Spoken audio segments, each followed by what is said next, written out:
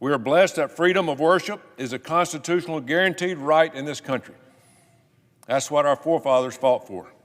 If you want to come here legally, practice a peaceful version of Islam, and blend into our society by adopting the treasured American values of life, liberty, and the pursuit of happiness, you are welcome to do so. But if you believe that Sharia law supersedes American law, you should be deported immediately. If we don't take a stand now, our way of life, our Christian values, our freedoms, and our national identity will disappear. There is only room for one law in this country, and that's the Constitution of the United States of America. We are back again with another video of Sharia law. There's a lot of chaos ongoing in so many countries. In the northern part of Nigeria, a lot of people have been killed in the name of religion. So many people have been unlived for coming out to say what they want to say. So many people have been kidnapped for being confident to come and say what they want to say. So where is this religion of peace we're talking about? Any country that has a large population of Islamic people, there is usually chaos in it. There is only one law in America, that is the American law. If you feel you cannot obey the American law, you should be deported out from America. You have no business in America. Sharia law must be banned, should be banned, and will be banned in America because it's a cancer that is gradually eating up the people of our world. The level of terror they instill in people is outrageous. A religion that do not practice peace, a religion that will snatch away your life, it's so devastating. Let's have a look at this video together. I come to the floor today to talk about one of the greatest threats facing our country today, Islamic extremism. You know, 24 years ago, September 11, 2001, nearly 3,000 innocent Americans were murdered in a coordinated terrorist attack carried out by radical Islamic extremism. Those of us who lived through that day remember exactly where we were when those planes hit the buildings. That day changed this country forever. We were smacked in the face with the reality that there are people who are so hell-bent on destroying America that they will kill themselves just to try to harm us. That's true. That's reality. It sends shivers down your spine, but it's true, and it happened. In the aftermath of 9/11, we created the Department of Homeland Security. Basically, we went to war. We spent the following 2 decades unsuccessfully attempting to westernize the Middle Eastern countries most responsible for this attack. We strengthened surveillance and gave up personal freedoms in the hopes of preventing another large-scale attack. But 20 years later, we have to ask, have we made any progress at all in rooting the evil of radical Islam out of this country? Have we done it? Let's be honest. Radical Islamic terrorism didn't go away after 2001. In 2009, 13 people were killed in a mass shooting at Fort Hood by an Army psychiatrist who was radicalized by Islamic teachings. In 2013, 3 were killed and hundreds injured when 2 brothers detonated bombs at the finish line of the Boston Marathon. They were inspired by their radical Islamic beliefs.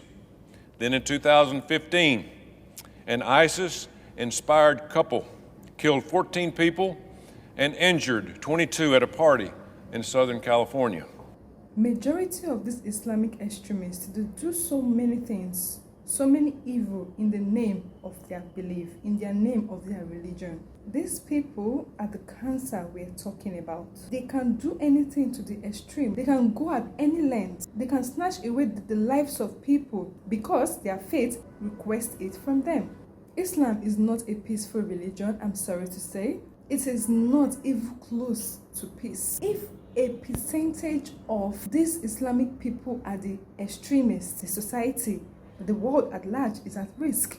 Because this 1% of people I'm talking about could be millions of people. They keep coming to impose their beliefs, their laws on people that don't have that kind of faith. And when you don't believe in their faith, they unleave you. They snatch away your life from you. Must Islam be a religion of war?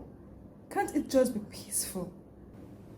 In 2016, Omar Muteen killed 49 people and injured 53 more at a nightclub in Orlando, Florida. Muteen pledged allegiance to ISIS during this attack. It continued in 2019 when a Saudi military trainee opened fire at the Pensacola Naval Air Station, killing 3 Americans, including 1 young man from my home state of Alabama. Earlier this year in Louisiana, a deranged person drove a truck into a crowd on Bourbon Street in New Orleans, killing 14 people.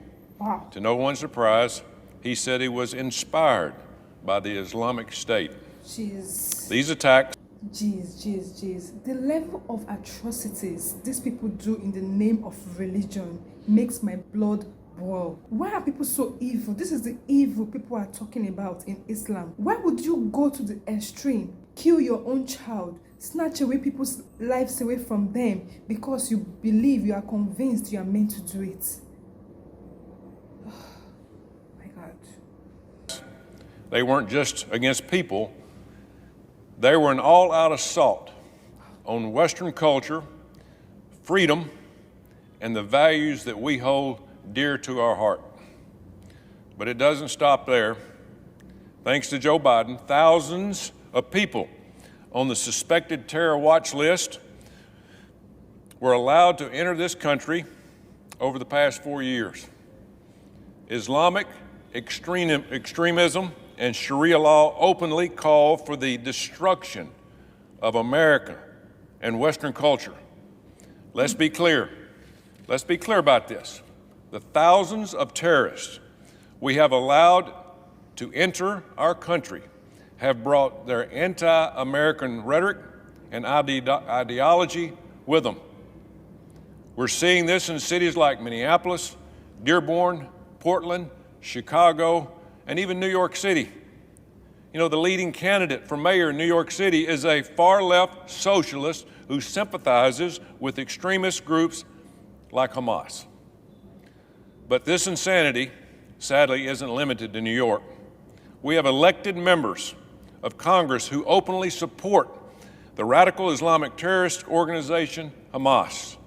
Just yesterday, we paused to remember the more than 1,200 innocent people, including 40 Americans who were slaughtered by Hamas terrorists in Israel on October the 7th, 2023. Hamas literally means Islamic Resistance Movement. It's been 2 years, and 2 U.S. Congresswomen, Omar and Tlaib, they still refuse to condemn these heinous crimes in Israel. These 2 members were elected to represent American citizens, and they are sympathizing with Islamic terrorists instead. It's almost hard to believe, but it's true, and they don't hide it. You know, we're allowing people with extremist ideologies, people who hate America values, to not only live here, but to hold positions of power and influence our government. It's un-American, and it's an insult to the millions of Americans who have sacrificed their lives for this country and its freedom.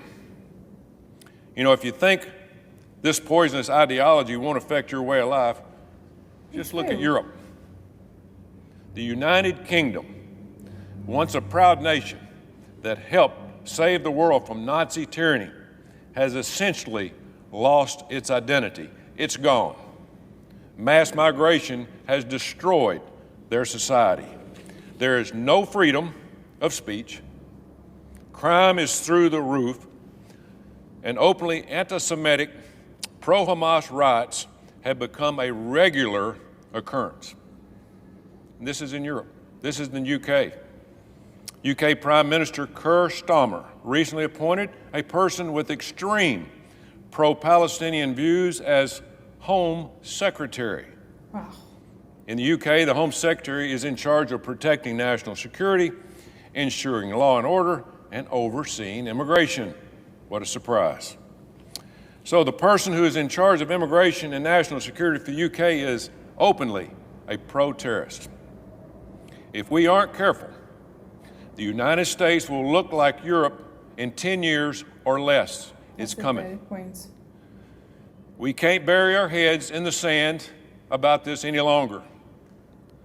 The Quran openly calls for violence against non-Muslims, openly. Radical Islamists take these instructions literally and to use them to justify terror. It's not politically correct to say this, but it's the damn truth. Something you won't hear from the deranged leftists who run cover for Islamic extremism is about the inhumane and disgusting ways that they treat women. In Muslim countries that follow Sharia law, it is considered normal for women to be raped, trafficked, and forced to marry as young as age of 6. What he literally just mentioned there is so sad and devastating to say that men actually are fine with marrying children in the name of marriage. This is common in mostly Islamic countries. This is common in countries that practice Sharia law. So what are people talking about? Children that are not even up to 18 years old, because they've started their puberty, you feel they are adults. They are matured enough for marriage. How can you come out and marry a child, sleep with a child in the name of your Sharia law? Make it make sense. These people rape women and they say it's a test on their faith. There will not be peace. If Sharia law is followed, there will not be peace. And Sharia law must be cancelled in the United States. Pedophilia is rampant, and women are lucky if they are allowed to drive. I'm old enough to remember when Democrats championed the Me Too movement, which was self-described as a global, survival-led movement to end sexual violence. But these same Democrats who championed the Me Too movement have been radio silent when it comes to the way women are regularly treated in countries that practice radical Islam.